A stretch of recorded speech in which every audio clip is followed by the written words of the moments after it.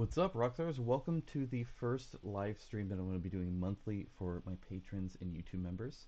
I'm excited to have you guys here. Hopefully you can hear me. Hopefully you can see me okay and streaming all right. I do have really bad internet here at the new place for now still.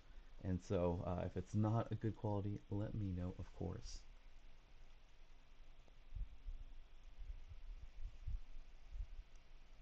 Wait until somebody says that it's looking good.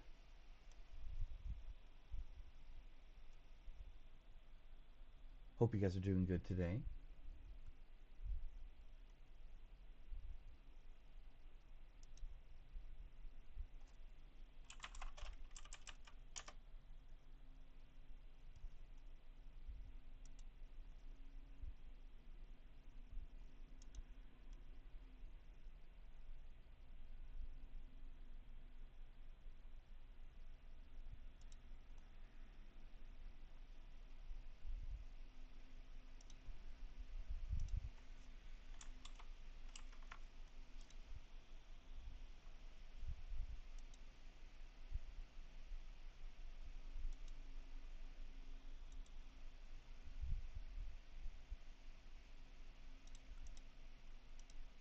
Making sure everything's all right.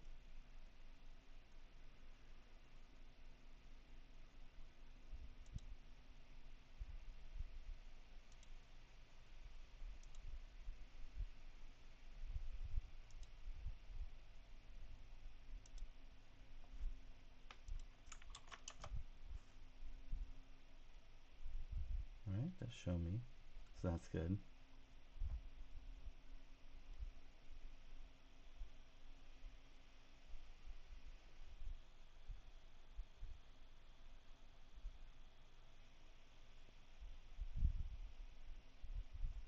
Can you guys hear me?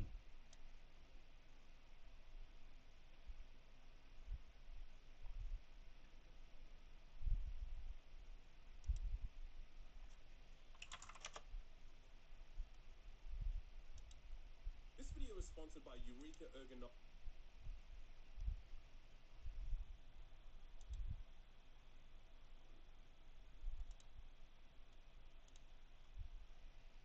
All right, so I don't think you guys can hear me. So let me. Now you guys can hear me. Okay, all right. Well, in that case, let's go ahead and continue. All right, so as I said, this is just for you guys, just a little live session I can have for you, especially as I get used to live streaming more, hopefully, kind of in a better living situation here when it comes to kids and stuff like that. Though it is the summer, so they're all awake, so we'll see how that works. But I wanted to talk a bit about the state of the tabletop gaming industry. However, if you have any questions at all, related or not, let me know. I'd love to answer them. So, it's kind of interesting uh, when you look at the tabletop industry, how it actually is doing or faring, right? I mean, you could say it's doing like really, really good because there's like record-breaking stuff. Marvel Zombies or Marvel Zombies Zombicide was just a little bit ago. It wasn't too bad. It was making really good. Frosthaven did really well, right? There's like more million-dollar campaigns now than like ever.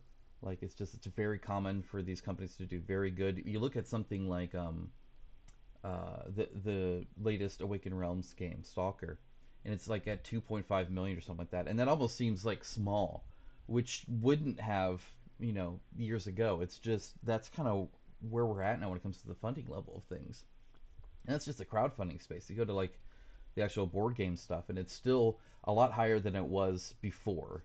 I think it has been higher than it is now, but it's still like the trend is still overall upward, even if there's a little bit of a slump here with just the amount of people into it. And then you look at stuff like tabletop stuff like Warhammer, and 10th edition looks to be just as popular or more than ninth, which was already the most popular.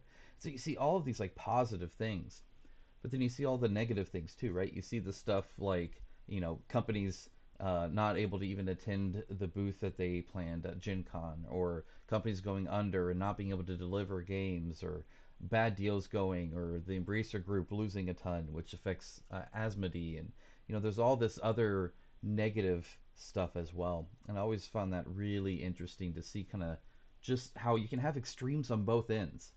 I think in some ways it's kind of the world we live in, right? I mean, uh, a little bit of it is just the fact that really bad things happen or really good things happen, and they're like even out, I guess, to average maybe. I don't know. So some of this is me wondering what you guys think on this, and just do you think we're in a upward trend, a downward trend, just a plateau, and we're gonna stay here, and this is as popular as we're gonna get? I like to think that time is a really long time, right? And that what's affecting tabletop gaming now will not be there in a decade or two or three, right? I mean, it's all temporary when you look at it that way. I think in general, though, the state of the tabletop industry is actually really good. One thing I have found that hardships do to any kind of passionate community, and tabletop gaming is definitely full of that. It's not all big business, believe it or not, is that it rallies people together, right? I think on like family moments that I've had, right? And you get some really bad times, but it just brings people together. You see that at like country levels, you know, a country can bicker internally, but when something really bad happens to that country, they kind of come together, right? Communities come together in times of hardship. So I honestly think that the difficulties we see in the tabletop gaming industry will actually strengthen us, not the other way around. And in fact, in the long run, might overall be a good thing. It lets people focus on what's important, makes people focus on quality, it makes people focus on what they have. It kind of kills a little bit of that FOMO and a little bit of that rampant outreach of growing a business and stuff like that. So from both sides, consumer side, board game side, I can see it really, really actually being a good thing overall. And I think we'll get through it. I think we're probably already through the worst of it. Like I said in a previous video, I think anything that COVID and the war in Ukraine, all that stuff was going to affect company wise has already done so. It definitely was that like check in video games, like especially like a lot of MMOs, when you're going through like a dungeon or something like that with a group of people, what the game designers do, so you guys might find this interesting, is do essentially a check, and it could be like a damage check, it could be a skill check, but there'll be like a mini boss along the way that when you get to it, it has a mechanic that's like often timed, and it or that needs a lot of coordination. And what that check is in game design is to make sure that this group is either at the level it needs to be or functioning at the level that it needs to be to continue on with the dungeon, so you don't waste your whole time and then die at the final boss over and over again. It's great for the players. It's an interesting game design kind of concept, but I think in a way it's kind of, COVID was kind of like that, right? When it came to the business, it was like, hey, this is a check. How's your business? And you either pass or fail. And so I think the ones that are passed have gone through, and the ones that failed obviously did not. And better to do it then than we can wait till that final boss and then do that. A lot of board games could probably benefit from this too, perhaps. I think a lot of early checks might be warranted because it takes up a lot of people's time, right? That's why they do it on like MMOs, particularly with like raids and stuff that will take hours of people's times. You don't want to waste all that. It could just be a bad experience. So same kind of thing. It'd be a bad experience to see it kind of progress. I don't know. It's that's almost like the Mythic Games thing, right? It's like they failed the check, but they're still trying to do it in like a public group. So the party's disbanded, right? and and people are leaving, and then random people are like dropping in, and now it's like worse going through, but you're still trying. I've been in that exact video game situation, so this is now like doing it live in the industry. But yeah, I honestly think it did. So I think the companies here now, they're going to be smarter about it. They're going to be better about it. I still see some, when it comes to crowdfunding, I still see some, just naive outlooks on it, or things that will still probably lead to problems down the road for some of you. And that's always been a balance I've had to do, right? Like Studium's probably the latest example of one where it might end up great, but I do worry that it's gonna be rough for a lot of people. And I always try to balance, okay, how much do I cover it? How much do I tell you guys versus just leave it alone and stuff like that. But I think there's still going to be some of that. Crowdfunding is inherently, it allows people to just have this cool idea to do it, even if they don't necessarily have all the business in place. So there's going to be some hardships in crowdfunding always. Some will do really good, some won't. I've talked to some devs, like I think it was Shadowborn Games that was talking to me about this, but that like they had to become like essentially experts in global distribution with a lot of homework on their end, which isn't fun, right? You want to design games and build games. That's why I always think that it's really great to have a partnership where you have like this is the guy that's like creative and is just making games and doing great, and then this is the business guy that makes it all possible. I think that's a smart way to do it. I know like Bantam West does that. They have a partnership, and there's a few others that I've met that I think have it set up like really, really smart. Creative Game Studios is like that as well. You have the business guy and you have the creative guy, and they're able to do what they do well. And I think that's probably the best for the game industry. If somebody's really good at business, they're not necessarily really good at game development, and vice versa, right? It's very different skill sets. You could have both, or you could be forced into both, but I think that can kind of kill the passion. So I'm not sure exactly how that works. Hello, Haxin. I still struggle to see what others saw in Studium. I was interested when I first saw it, but the campaign left me unimpressed. I think a lot of people, and I think rightly so, I mean, a lot of people view crowdfunding as something specifically for that. And I can't, I mean, that's a legitimate way to kind of look at it. Like, this is a super indie passion project, and they're drawn to those passion projects. Um, I think the promise of it is high. I think, and Haxon, I think we're kind of not of the same group, right? We're people that have looked through a lot of crowdfunding and like really are like really pointing on like, okay, is this a risk for me? Is this something that I'll be able to actually play? Stuff like that. Like I imagine there's a lot of people back in Gloomhaven that still to this day don't realize that they're going to get the miniatures a year and a half later because they didn't even look, they didn't think to look, right? There's that whole thing as well. But I think in general, one of the things Studium set up to do was be kind of vague in its promises, right? What kind of minis will be? I know they've sort of answered that now. Those it looks like now they're doing sprue and pre-assembled, so they're kind of promising everything now. So they like have all these high concepts that sound great, but then when you get down to like the nitty gritty, that's where you and I think have a problem. And a lot of people don't need that nitty gritty. You don't think about it. They just see the high level stuff. I can do this and I can do that, and it looks cool. Um, and so I don't want to take that away from people if that's what they want to do. But yeah, I mean, you and I think, can struggle a little bit when we see stuff like that. I had a conversation with another patron about how I speak on that because I do come from a different position than a lot of people. I've looked at a lot of campaigns, right? And I know a lot of you have too, where like you guys are like well versed in this. Um, but not everybody watching is, right? And so sometimes it helps to explain why this is an issue or why we see this or that. And so that's something I'm going to be trying to do more too. But I also want to, I think you touched on a great point on wanting to also say, but here's why you might like it. Like here's something you might latch onto, right?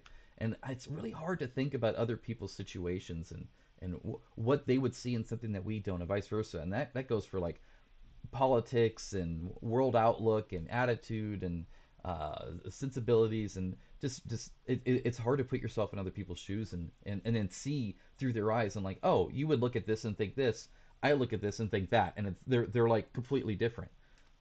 It's kind of hard, so like, yeah, when I saw Studium I was like, whoa, no way, there's not a chance. And other people are like, yeah, this looks awesome, and it's hard to align those, right?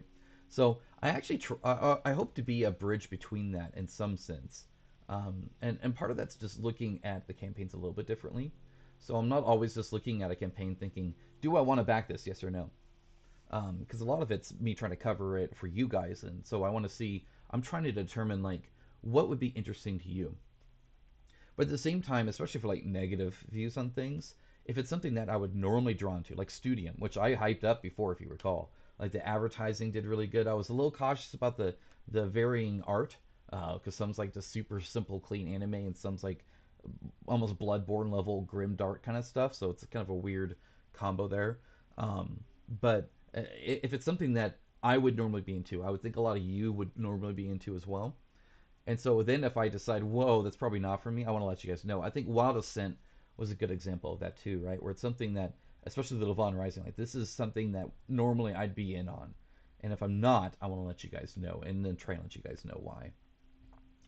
But yeah, and there's some discussion points about whether or not crowdfunding has a space in an industry growing when it comes to stuff like this that might be really rough around the edges, like Studium and stuff like that. Like, is that good for the industry that they can do that, or that there's a chance of that? I think in general, yes. In the same way, and this will sound a little American of me, but in the same way that in America, it's very easy to, or not very easy, but it's possible to jump classes, right? Like I'm actually a testament to that. I was making 6,000 a year at one point. I was like super poor, living off the government, and now obviously I'm not. And in fact, I'm doing fairly okay for my family. Thank God. I want to provide for the best I can, but you kind of want that opportunity to these indie devs where, at one point, Gloomhaven was just an idea in Isaac's head, right? And through crowdfunding, he was able to now make something that thousands and thousands and thousands of people enjoy. And so you kind of want that opportunity for them, even though that means a lot of times I think it's going to fail or it's going to kind of suffer, right? Thinning Veil, yeah, that's exactly right too. Thinning Veil seemed a much better option, but didn't grab people. I think if they tried a cheaper standy version, it might work for them. That is a great point, a fantastic point. I've said this a few times, or else I've alluded to it, that really I think the idea that the only way for me to fund, right, to really fund, I'll cancel the campaign otherwise, is to mass produce in China and distribute globally is the wrong idea. I don't think every game needs to be that. If you recall, I don't remember the name of it, so maybe you'll remember, but there was a very indie game. It had like 5 minis that he was gonna like COcast print, and it was like some kind of like Diablo style go to hell kind of thing. Um, but it was really indie, and he had a low funding thing, but he delivers it because he makes it in a way to where it's almost like making prototypes, right? But that's his game, and he delivers it to the 50 fans that buy it or the 120 fans that buy it or whatever. And I actually bought one. I plan on getting it. I plan on showing it off just to show that you don't have to have the $1,000 or the 1,000 copy minimum. You don't have to do the mass produced in China. You can actually make it to where, and I think Studium's trying to kind of do this. I'll make it this way if I fund this much. I'll make it this way if I fund this much, and I'll make it this way if I fund this much, right? So you can kind of like custom do it. And that would honestly, I think, I would love to see a campaign that does that. Hey, you guys are going to get 3D printed minis from my garage if there's only 50 of you, right? And I'm just going to do a local source printing of it. But then once we hit this goal, I'm now going to start actually making it from like an actual like board game production company here locally, and then just kind of still ship through like pirate ship or whatever. It doesn't matter. And then eventually you hit the Chinese manufactured mass market thing. But I think the idea of making every Kickstarter mass market is a mistake, right? I mean, the whole idea is it's not mass market. If it was mass market, then just go to retail. There's no need to crowdfund. So I think like stuff like Thinning Veil, I think stuff like Studium would do excellent there. I think Studium's quasi doing it, but they don't show that well. It's very hidden on kind of like their plan on what to do, or you don't know what their plan is. I mean, they didn't have a production plastic yet. Somebody mentioned Unicool system to them, which I was happy for. I don't know if that was necessarily based off my recent coverage of the Unicool system, but I only slightly went into it. But there's these ways to make minis that isn't $5,000 to $7,000 steel mold in China for 10,000 copies. It's so pointless to make a steel mold for 1,000 copies. That's like the most expensive minis you could make at that point. It's dumb. There are cheaper ways to do it. You just gotta be okay not mass marketing it. Not everyone wants 200 minis that they're never going to paint. Some of us see a part as part of the fun, but not everyone. Yeah, that kind of goes to your standee thing. That's kind of hard. I think the idea of, and this is why I said, oh, I can't even think of the name now. The one Monolith did with the orcs that kind of redid it. For some reason, the name's escaping me. However, I called it an old school style. That's because you got like 16 copies of this. It's like a zombicide style thing, right? Where you get like 72 zombies or whatever. And that's a very old style of doing it. I don't see that as much anymore, thankfully. But these then it's mostly just uniques now, so they still do a whole bunch. Or quest, yes, exactly, exactly. So I think the offering standees, yes and no. I think it's great to maybe start with that and then end with something else. But once you start adding multiple SKUs, it becomes a lot more expensive in the logistics and distribution side of things. You pretty much you can put a price point to having multiple SKUs. And so offering two different versions of anything, and this is what Studium's kind of doing with assembled and pre-assembled, right? Like just adds to the expense. It kind of eats away your profits. Additionally, sadly, it's the vast minority. I think if you want to offer standees, just do that. But the moment you offer minis and you look at the pledge level difference, it's like 15 to 1 or more. Where it's like, it's just like seeing the all in, right? You'll have the base, and I was a big proponent of this, like make a cheaper entry point. Make a $60 entry point to this game, like it's retail or something. And then just expand on it. So if you want more, you can get it. But the minimum isn't $180 or whatever we started to see for a while there.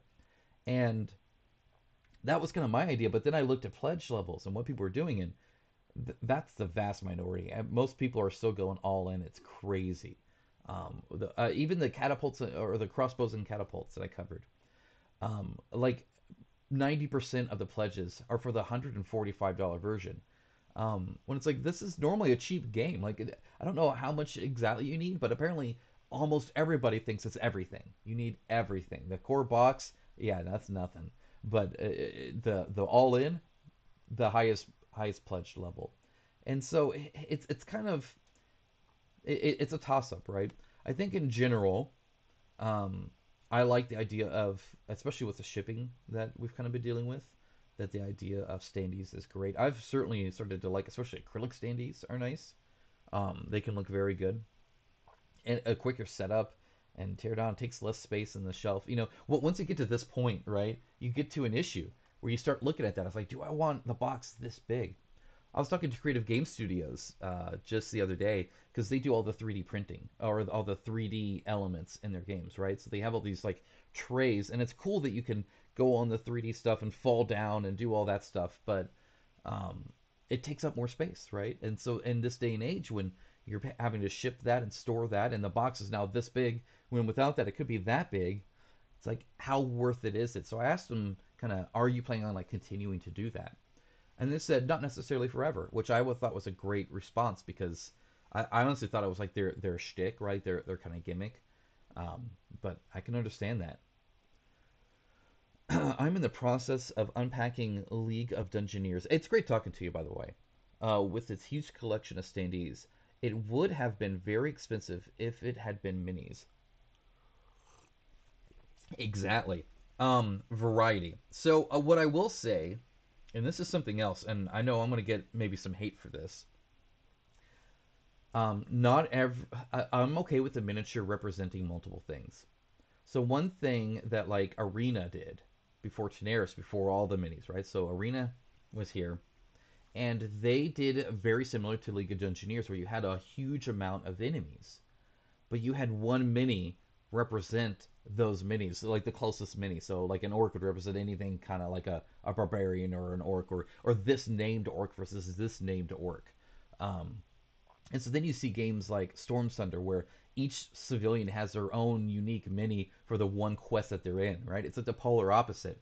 And I know a lot of people were kind of bummed, me included to an extent, right? That in Arena, you had this one generic kind of named bad guy that represented any, or you would have like one of the regular orc bad guys now be named, right, and stuff like that. So I don't think, just like standees, I think you can do minimal minis and still have a huge variety of enemies, monsters, NPCs, whatever.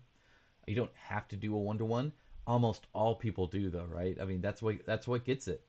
It's the idea that you want revenue over profit, or that you don't have a good line of sight onto what's actually profitable, because you want that high crowdfunding number, right?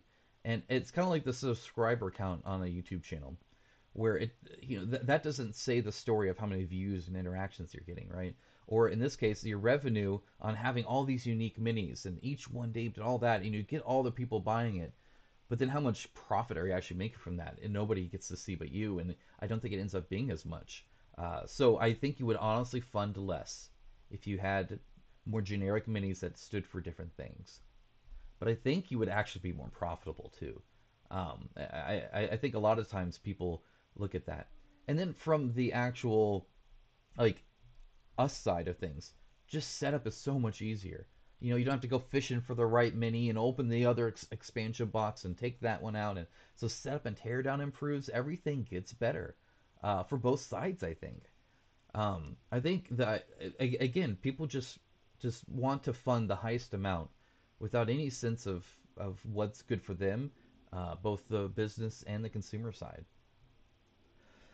I spent ages looking for the right mini when I first got Arena. Exactly, yeah, and that was even with like Arena. Like it's even worse with Daenerys, right? I mean, it just gets worse when you have these unique ones. I remember specifically stuff like Joan of Arc. I spent 3 hours setting that game up because I needed this one specific civilian here because that's the lady that goes there, and I actually at one point thought about just saying, screw it, this guy's now that. But then I would worry that I'd get confused in the gameplay because as a board game, you can do whatever. That's a Lego man now. You don't even necessarily need the mini, um, but it does help to be able to distinguish between them. I do like the idea of having playable characters as minis and enemies as standees. Yeah, so that is something. It's the opposite of Descent Second Edition, right? So I remember when I first got that. It was the first board game I bought. It's what got me into the industry. I'd played Zombicide with a coworker. I discovered modern games and minis and stuff like that. It was super cool. I was just getting back into Magic, and I got a $200 like foil mythic card full art thing or whatever, right? So I was like, sweet, that's $200. But I don't want to get $200 of Magic the Gathering. That would make me feel bad. So I traded it in at the game store for like instant credit and got this in second edition. And I remember that like I had all these spiders, right? You get all these like spiders, but then the like named lieutenant guy is a token because they wanted to sell you the it's like DLC, right? They wanted to sell you the lieutenant pack where you spent like $15 on one mini because you got some like cards you didn't need. Um, but it's almost the opposite of that, right? Like if you make the important characters or like this cool mini, and then you're fighting, whatever. Well, it's whatever. It's the spider. Do I need the spider mini? No, not really. Um, I think some of it though depends on what you want out of the game.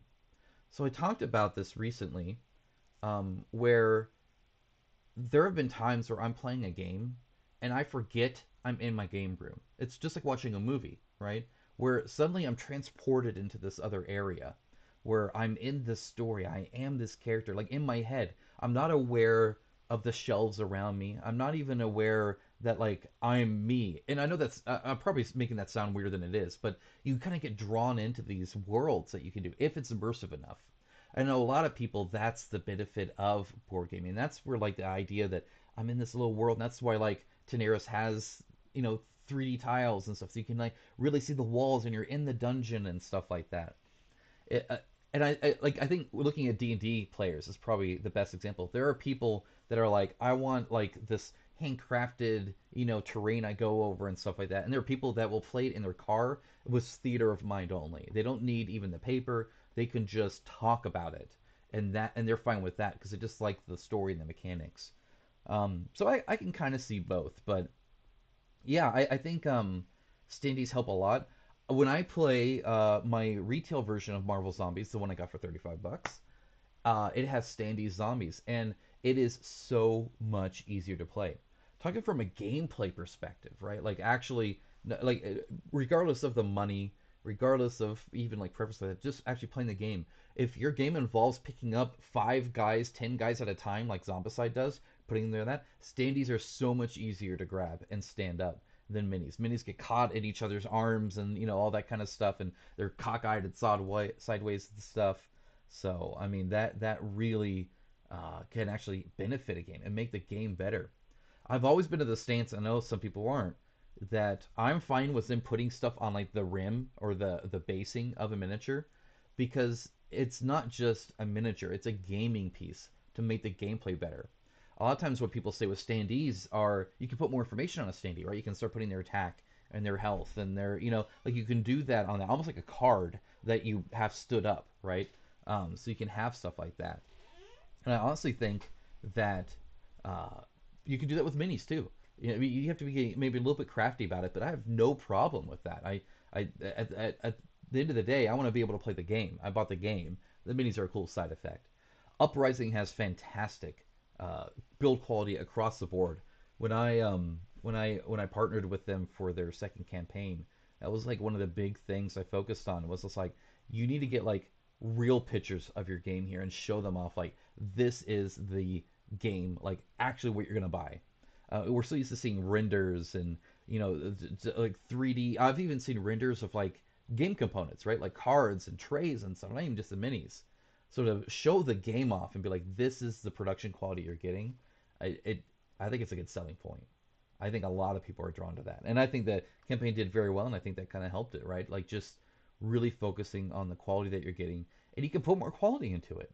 From my understanding, those kind of standees are actually kind of expensive, not miniature expensive, depending on how much you fund. Miniatures are very cheap to make, to manufacture, if there's a high quantity, right? Because the steel mold is one cost. The plastic's super cheap, so the more you make out of that steel mold, the cheaper each one gets. Um, but that's like looking at the total like carbon emissions of an electric vehicle, just like drawing a box around it, as opposed to also counting its manufacture and its shipping and getting all the elements there and stuff like that, right? Actually shipping those big games, actually dealing with all the SKUs that those inherently do because the boxes get too big otherwise. All of that kind of cost is this almost like hidden cost to miniature manufacturing that I don't think a lot of people get. So yeah, I mean, I'm in both camps because I'm getting the Leviathan box later today, actually right after the stream, and so that's the Warhammer 40,000 10th edition box, and I have all my terrain and neoprene mat and stuff like that to really like dive into it and represent every little thing and stuff like that. I think there's room for both for sure, and I think that's a healthy industry, right? Is having options, is having those indie studium kind of stuff, is having the ultra premium standy Nemesis Games Uprising boxes, having Warhammer 40,000 and Storm Thunder where like every single mini is representative of something, and options are great. I think that's probably the biggest thing for actual like just health of the industry. If you see it where it's like there's only one viable way to run a business in the industry and only one viable product, I think that's an unhealthy business, right? But you compare it to like anything else. I think a lot of people view movies this way, right? Where suddenly it used to be with the movie industry, like the Hollywood, you had what they called tentpole ones. So you had the like good money makers, but then you had a whole bunch of others, and the tentpole was like the odd like thing to keep everything up, right? All ships float, if the water rises, kind of thing. And then slowly it turned out to where every movie needed to be a temple because every movie was being made in like $300 million, and so suddenly you had all this stuff and you spent 100 million just marketing it, and it really changed the dynamic of Hollywood to where now every movie needs to be this hugely expensive mega blockbuster. And a lot of people I think would view that as an unhealthy industry. Now that's looking at it kind of simple. There's obviously other movies out there, but I mean, it's definitely trending that way more and more and more. And I think the same with like board games. If it made it to where like every board game needed to be this blockbuster success, I think that'd be a mistake. I think SFG kind of acts like that, right? They have like these big tentpole blockbuster IP stuff, but then they also have their little indie stuff that they do themselves that aren't ever going to sell as much and not make as much money, but I imagine it's really healthy for the creative side of making games to be able to kind of branch out and do different things. You see that in like the video game side a lot, where like one thing they'll do is like we make racing games and we make and then eventually they're like now we're making a first person shooter, and that kind of like swap I think helps the creative juices flow. When you're doing the same thing over and over and over again.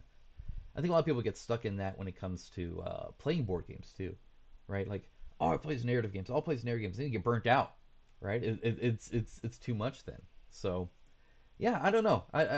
What do you guys think the industry is in a good spot, or do you think that like it's in a bad spot? I kind of talked about this earlier, my opinion on this, but be curious what you guys have to say on that. I honestly think it's doing good. I think in general the trend line is up, and I think that even some of the negatives are going to make it stronger going forward. But I know a lot of people were like really kind of turned off by the Mythic Games stuff and not getting their game and stuff like that. So I know it's kind of hard as well.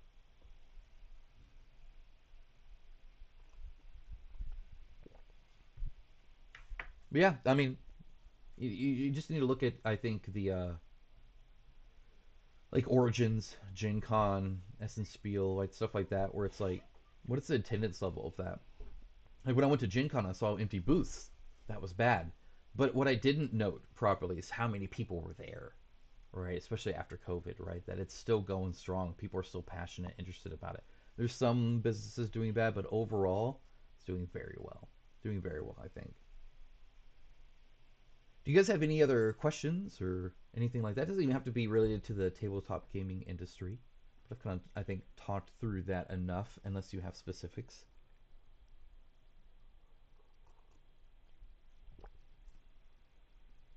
I have to have my coffee. I get ready for the day. What's going to be hard for me is the rate you get new things. So, obviously been doing Daenerys stuff, but now Leviathan's coming, right? And I don't know about you, but I've gotten to the point where sometimes a game doesn't get played because soon after getting it, another game comes. You get those Kickstarter deliveries, and then you're like, oh my gosh, new shiny, and you start playing that, and then you end up like not getting to the other one. I like ideally there I'd get a game a month, and just I'd have a whole month with that game. I think that would almost be the ideal. I think the quality of the board games is very high now. That's for sure. Arado just did a video I saw listed where he talks about the overall quality needing to be higher, and then that increases costs. I started buying games in the 80s, and they were thin paper rule books with lots of cardboard tokens. Yes, very true. It's kind of become a premium thing. Um, Pros and cons to that, right? I've gotten some like I've gotten an old copy of like Hero Quest and stuff, and it's a little worse for rare, right?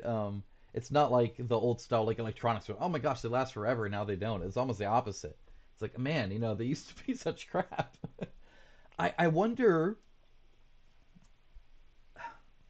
I wonder how much of that is even possible to do now. In general, technology just improves. So it's like how if you were to try and make a cheapo thing, like how cheap could you get? I guess you could.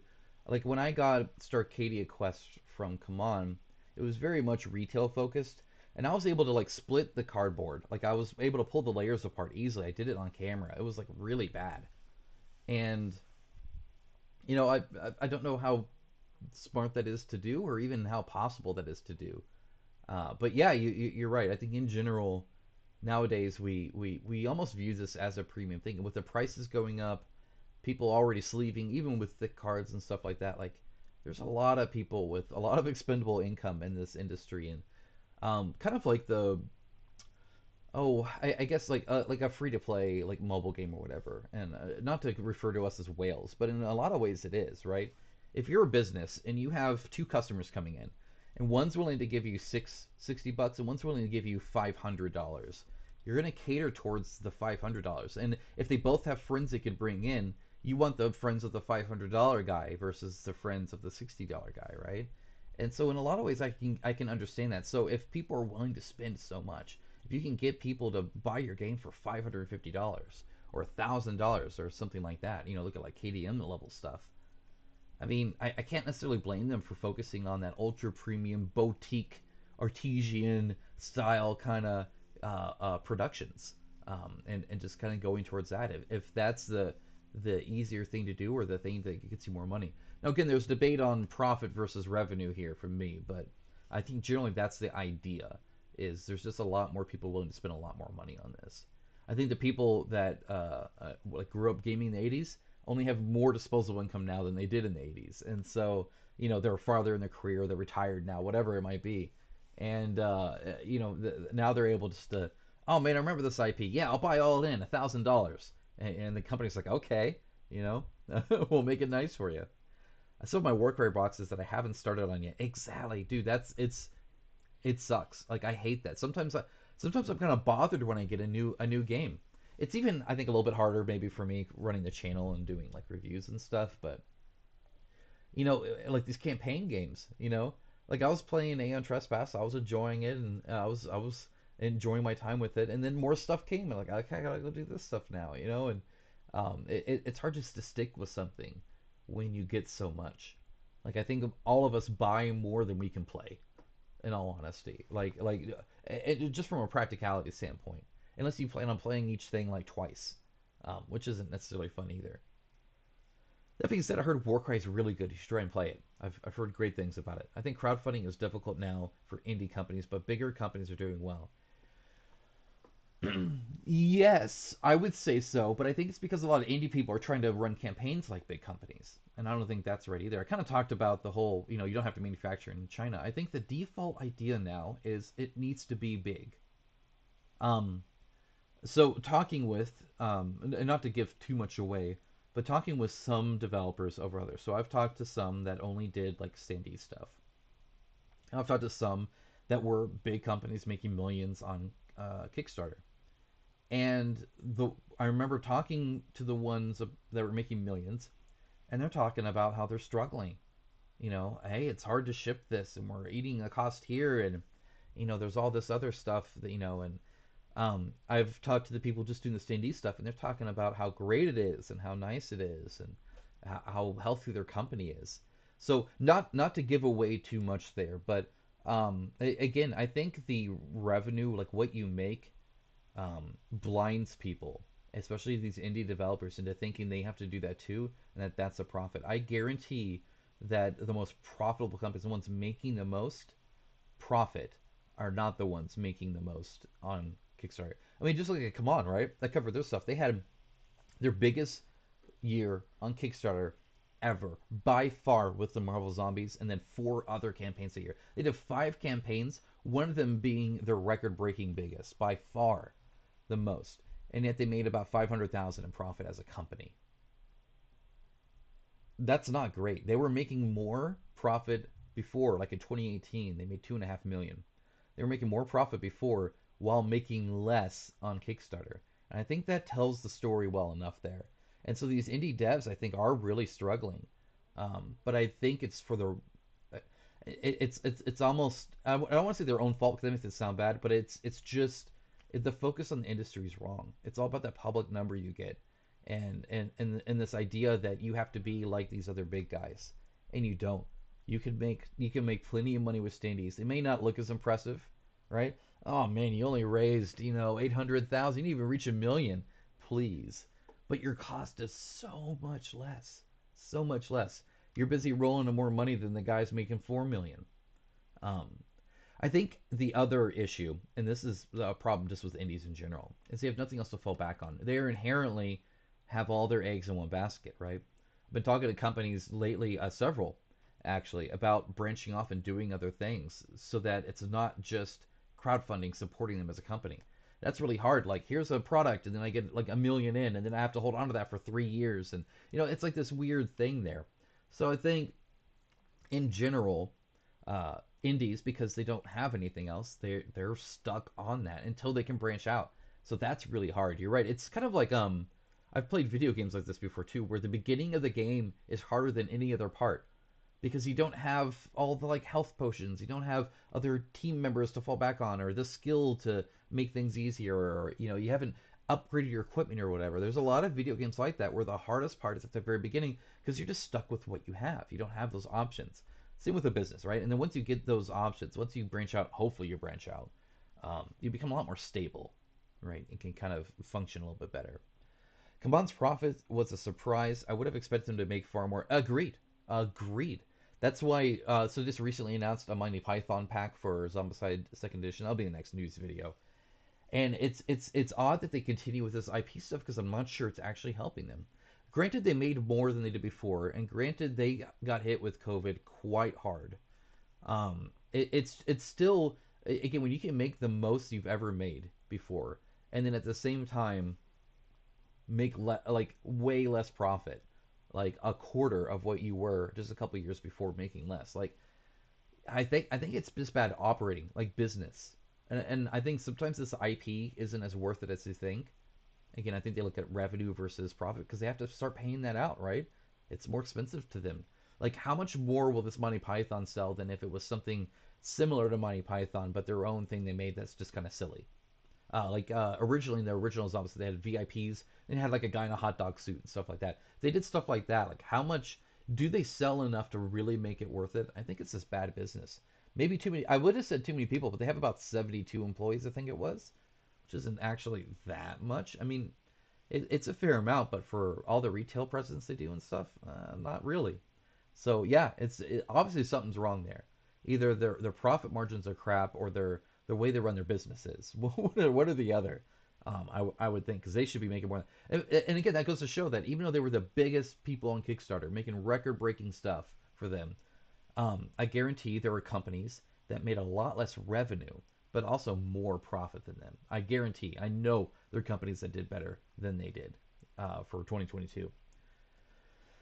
I think the campaign for Resist was great. The game was ready to print, and I had it in months. Isn't that awesome? Is it, like Claustrophobia 1643 was the one for me. Fantastic game, by the way. I really enjoy it.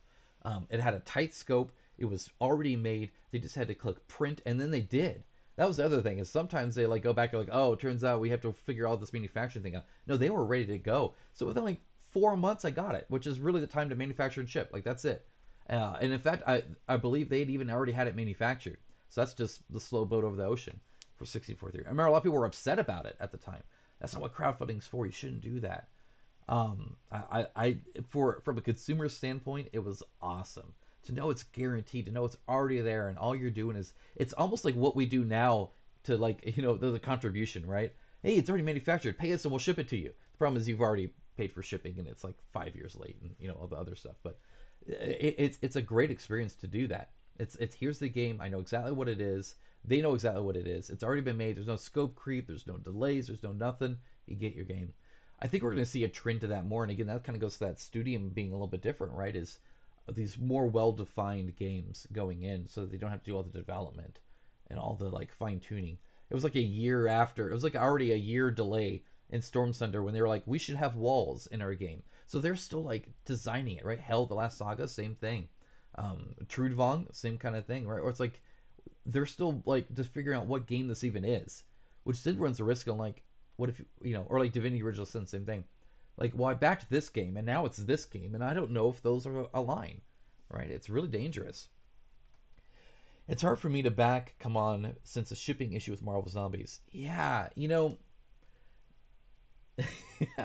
it's funny because I I I don't know whether to believe them on the shipping thing or not per se. I do know that at least for the Marvel Zombies situation specifically, it was very obvious that just because of the timing, right?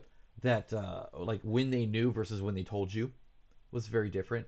But I mean, that whole campaign was all about like keeping you out of the loop so you didn't have all the information because they didn't mention the retail version until it was leaked. So they were very much working on a if they don't know any better, they'll do this. And with how quickly afterwards the shipping like doubled or tripled for some people, like it was obvious. You can get quotes in a day. I've talked with a dev in real time where they have gotten two quotes in the same day, just by changing different options. Because that's the other thing is there are options. Just like you can ship, with tracking, guaranteed 2-day delivery and stuff like that, they can do the same thing. They can buy freight that's climate controlled versus not. And some companies do that because they don't want a lot of humidity and all that kind of stuff in their games. It's going over the ocean, right? And so they're trying to protect that. You can get tracking, you can get insurance, you can get all these different things that are like premium costs that cost more. Just like we have options in shipping, though we as consumers don't get to pick what option they do. So they could do the no tracking, delayed. Maybe it'll show up randomly. You don't get emails. It wasn't, maybe it has mold in it, cheapo shipping, or you can get the super expensive version of shipping. So when different companies were talking about different costs of shipping, they were honestly talking about different ways of shipping too. The more I talked to them, the more they were like, "Oh, we do this, and we have these fees attached to it, and we're including this." Which is probably the other thing is a lot of them were combining even stuff like tier one customer support into their shipping costs. It's like that's not shipping. Sorry, but it's not.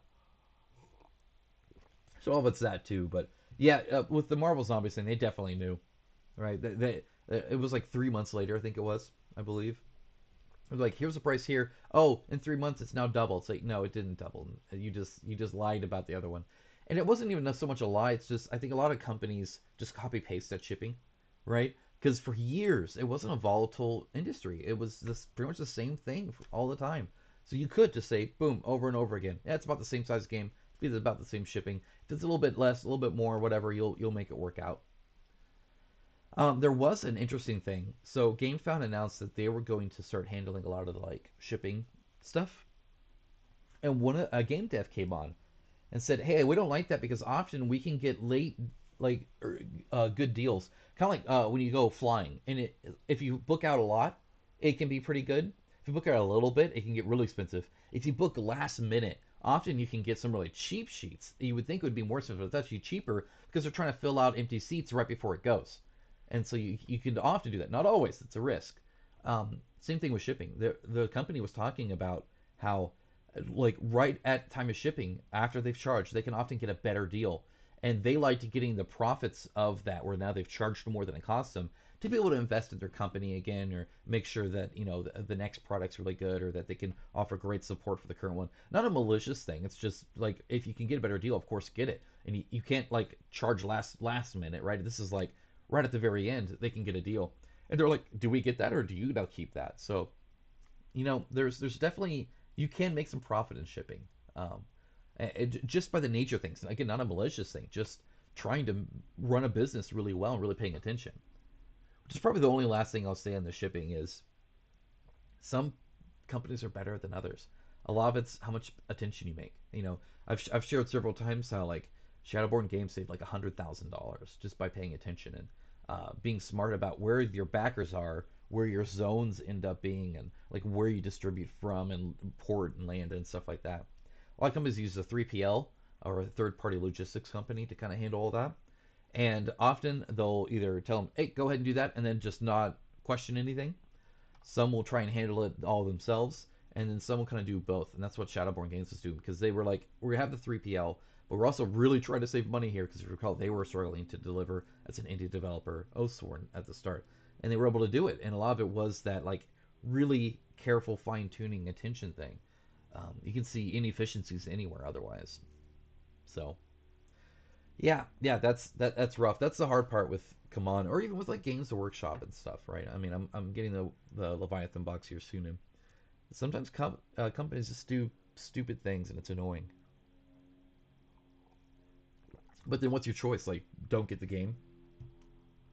Now you're out of game because the company you don't agree with.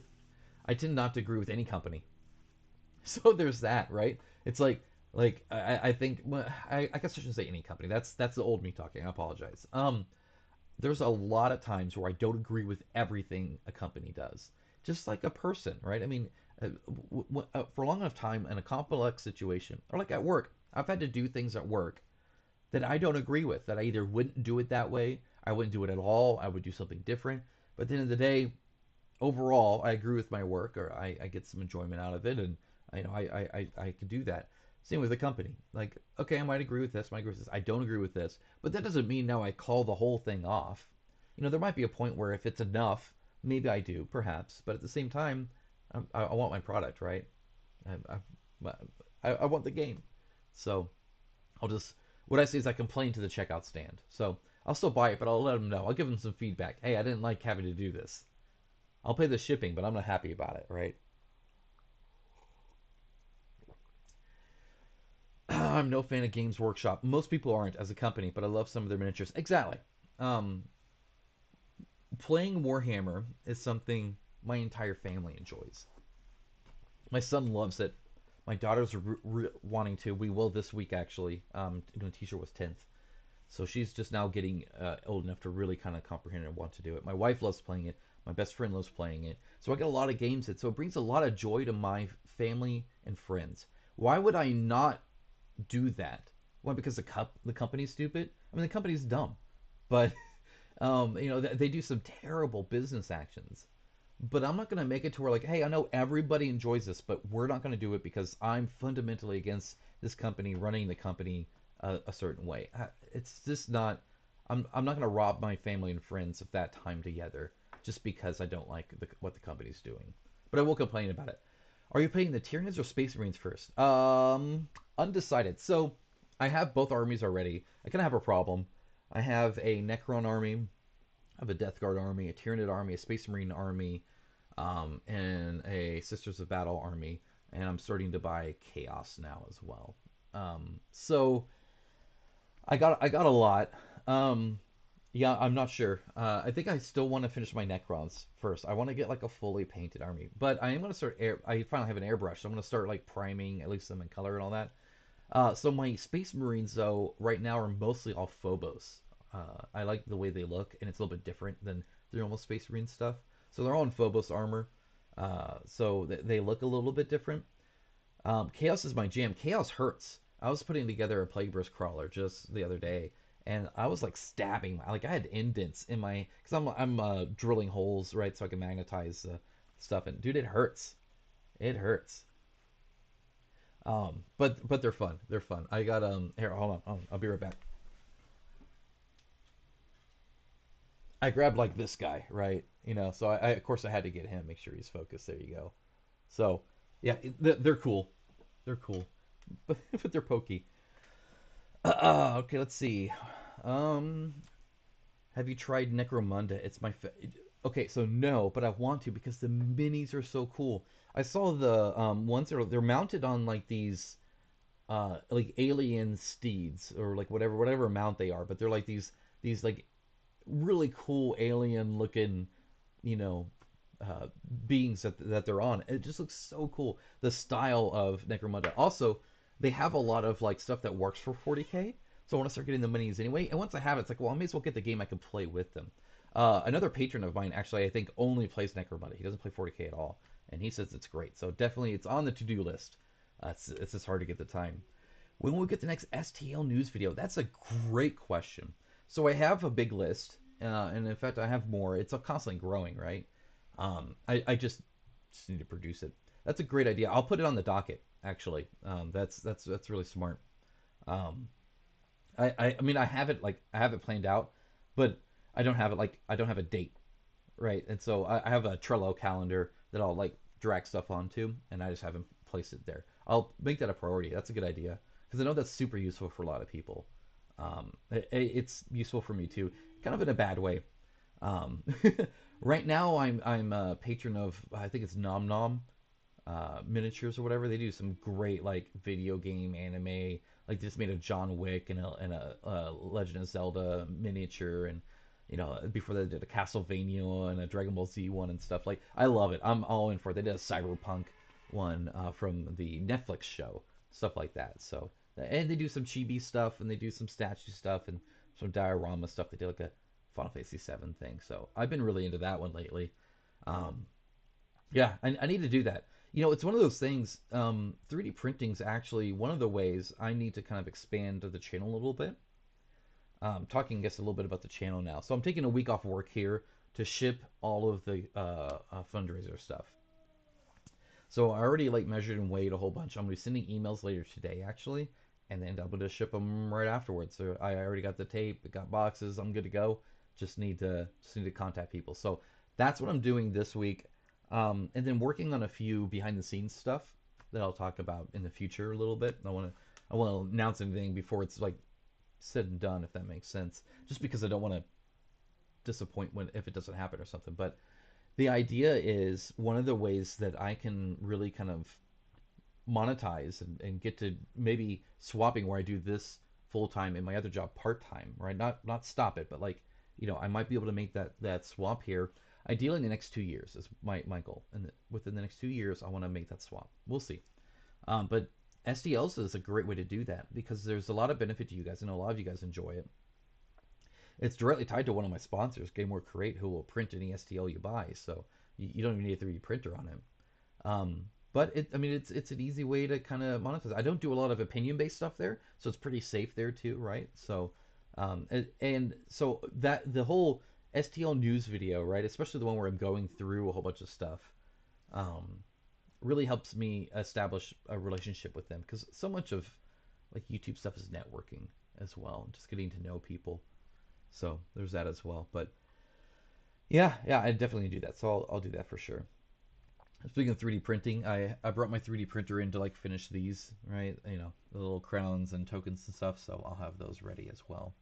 So be sending those out. I hope one day, maybe, to have like a yearly miniature that either you can 3D print or buy. And that'd be kind of a fun thing to do with a fundraiser, I feel. I think that'd be kind of cool. Like this year, I wanted to. One of the reasons I did the crown and such because I wanted more people to get something, right? Like the games are cool, but I almost want that to be a bonus to just normal stuff moving forward. So that's kind of the goal there.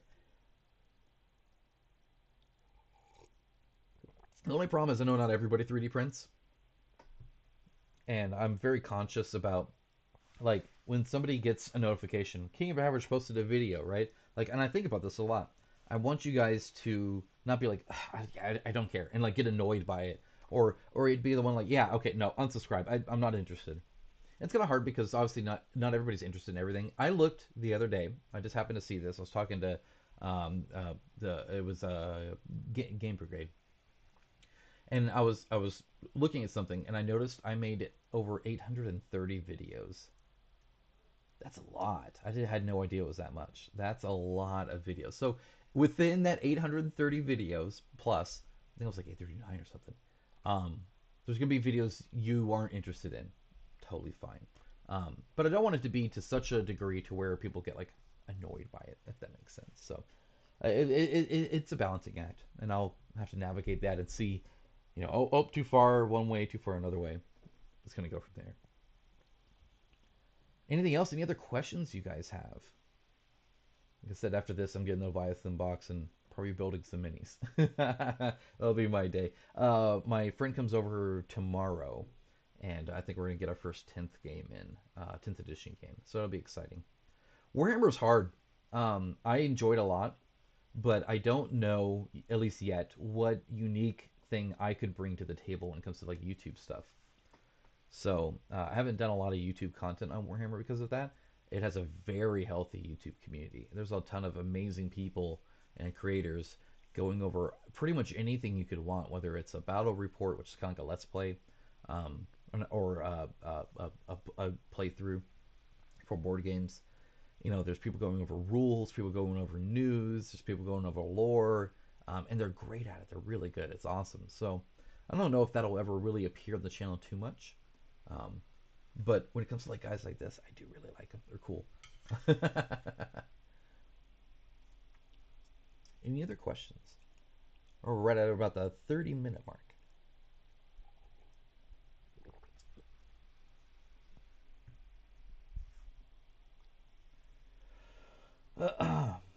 All right, and it's fine if not. I'm not going to complain. It's 11:04, which means my game store is open. I could pick up the Leviathan box, so maybe I'll just do that.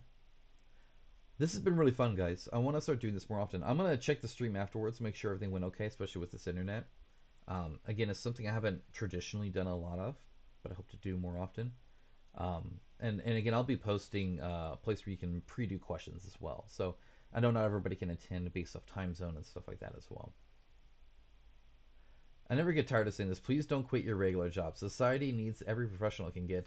Just look for a job that is fulfilling for you. Well, thank you. Um,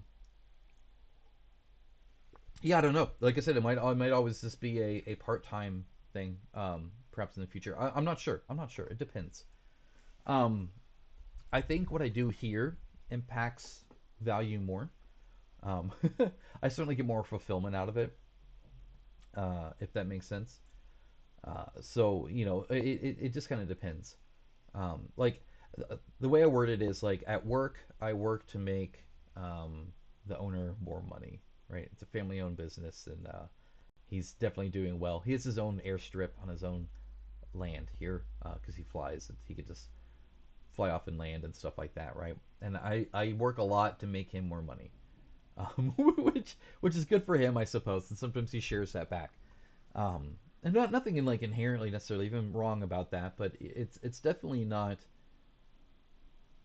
interact. So I found interacting with people, and you've seen I'm kind of a social butterfly in this stuff, right?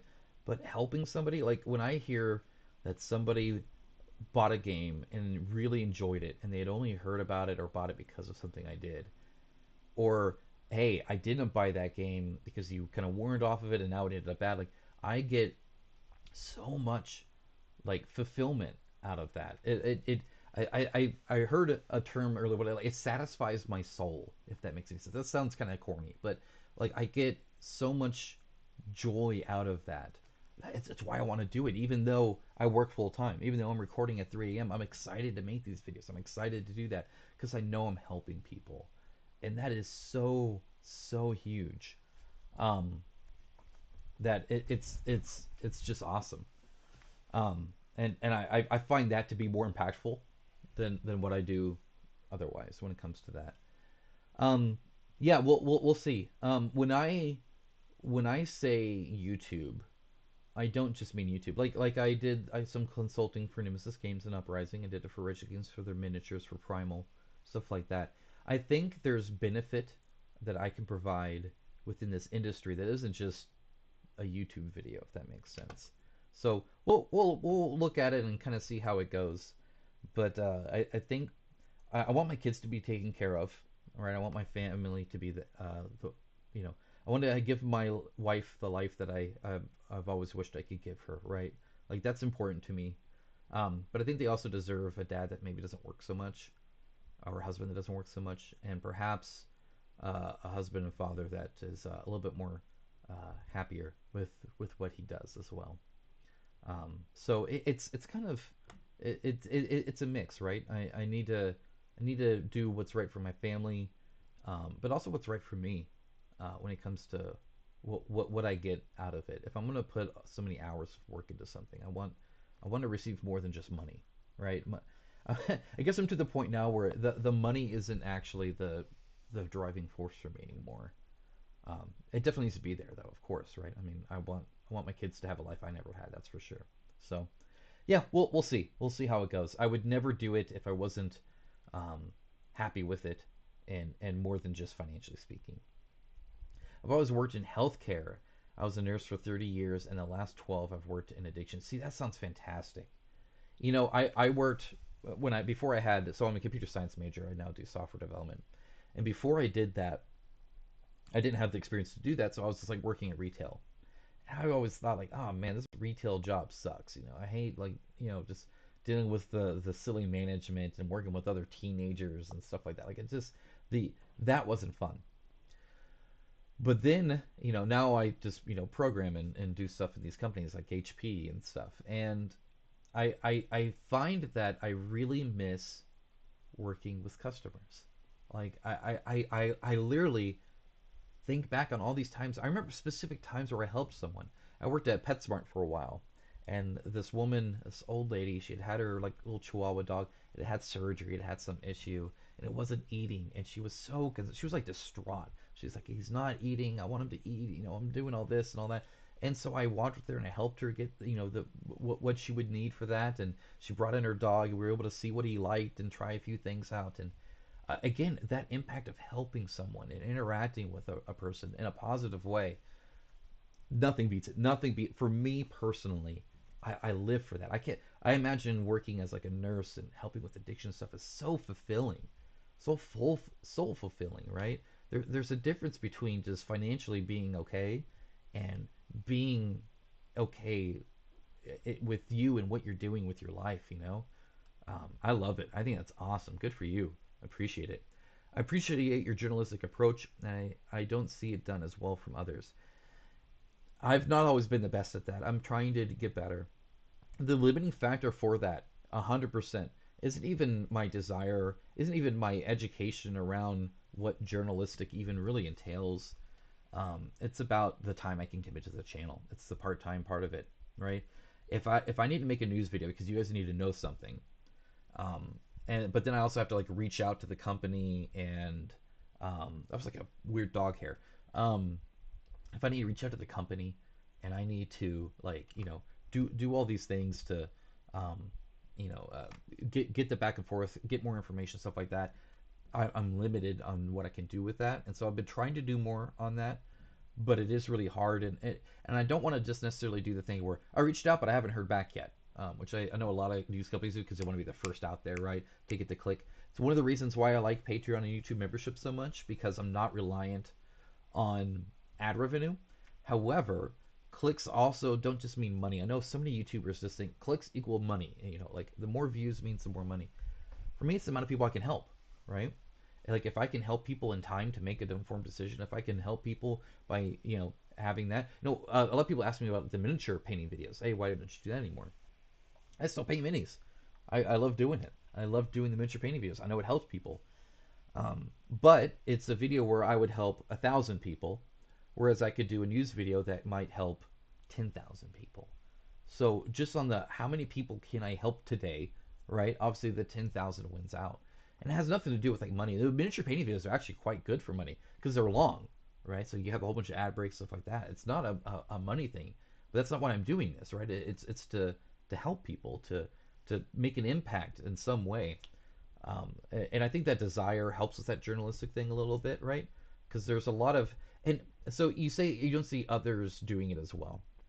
I guess I'll say this: not everybody's trying to do that, and that's okay too. A lot of channels operate as just kind of like essentially a for hire third party video production company.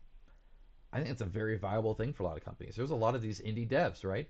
They can't take good photos. They can't record a great gameplay video. They'd be on like some webcam. It'd be all blurry. The lighting would be poor. The area's messy, right? Um, Send it to a YouTuber, pay him some money, and they can record it and make it look fantastic.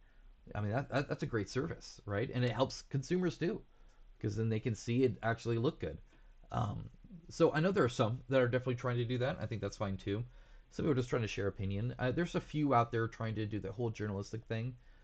Not too many, which again is okay. I'm at peace with that. I think everybody's trying to do what they want to do that they think will value their viewers. And their viewers are different a lot of times too, right? I mean, you guys obviously are kind of in line with what I'm doing, but that's because I mean that's why you're here. There are people with other people, other creators that are in line with what they're doing, and that's why they're there, and that's fine. I think just like I said earlier about the industry, variety and a lot of things on offer is a key to a healthy industry.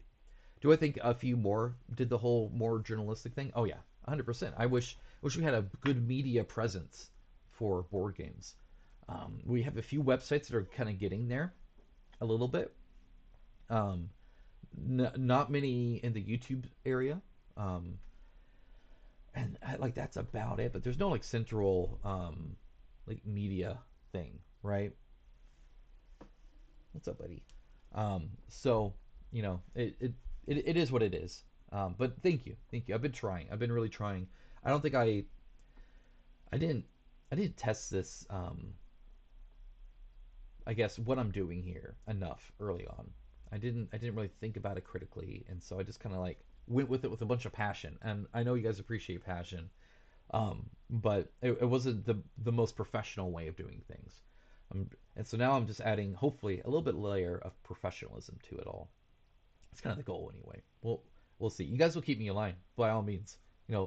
Let me know. I want to know what I'm doing well. I want to know what I'm doing bad.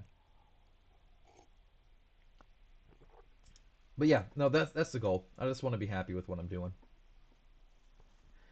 And I want to work less, whatever it is. I just want to work less. I work so much. I know. I think it's normal for a father to worry about this, perhaps, but um, it's.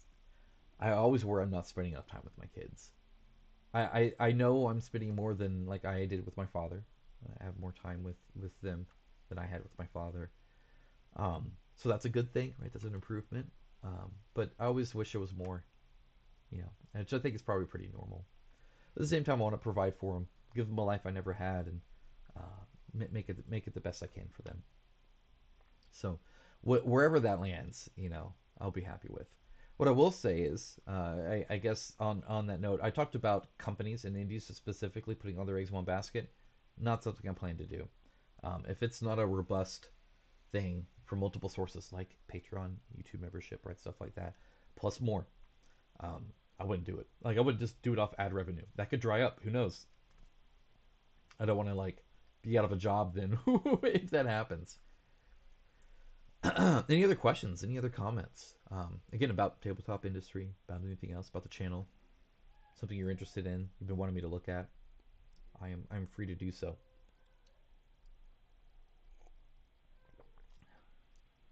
Got this Ember mug. It was a I think a birthday gift. It's awesome because I drink coffee slowly. If I drink it too fast, I'm like Fry. You know, I get shaky. So I just have to sip it.